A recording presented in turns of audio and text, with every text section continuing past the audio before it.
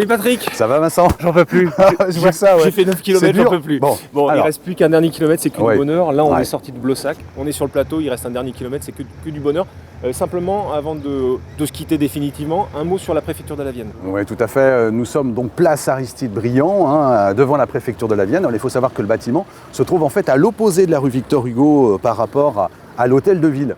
La préfecture de la Vienne a été construite entre 1864 et 1868. Elle s'inspire en fait des aménagements qui ont été faits par le baron Haussmann à Paris.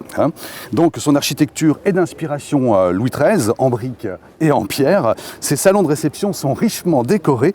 Ils illustrent l'importance des fonctions d'un représentant de l'État en province au XIXe siècle. Alors, question piège, Patrick, qui était le premier préfet de la Vienne? Eh bien, Vincent, il s'agit de Charles Cochon de la Parence. Ça ne s'invente pas, il est né à Chandonnier, donc en Deux-Sèvres, non pas dans la Vienne, et il devient le premier préfet de la Vienne en 1800.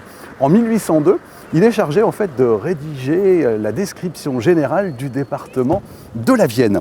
Et la Grande Malbâtie, comme il écrit dans cet ouvrage en parlant de Poitiers, compte alors 18 223 habitants. Un peu plus loin dans sa description, il ajoute que, je cite, « L'habitant du département de la Vienne aime la danse et le plaisir, il est sensible, beau et docile », c'est tout vous Vincent, je trouve, donc ça n'a pas changé. Vous auriez pu courir au 19e siècle.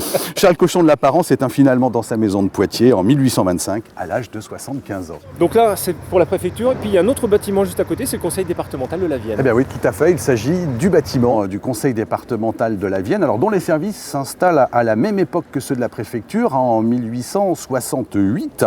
Un bâtiment y a été spécialement bâti pour les archives départementales, mais le manque de place s'y fait rapidement ressentir. Donc en 1908, le bâtiment est agrandi. On décide finalement d'installer les archives dans un bâtiment séparé de la préfecture. Ce sera tout d'abord dans l'ancienne chapelle des Jésuites, à quelques minutes de la préfecture, donc rue Édouard Grimaud en 1954. En 1996, les archives départementales déménagent dans un nouveau bâtiment dans le quartier de la Gibauderie, où elles se trouvent encore aujourd'hui.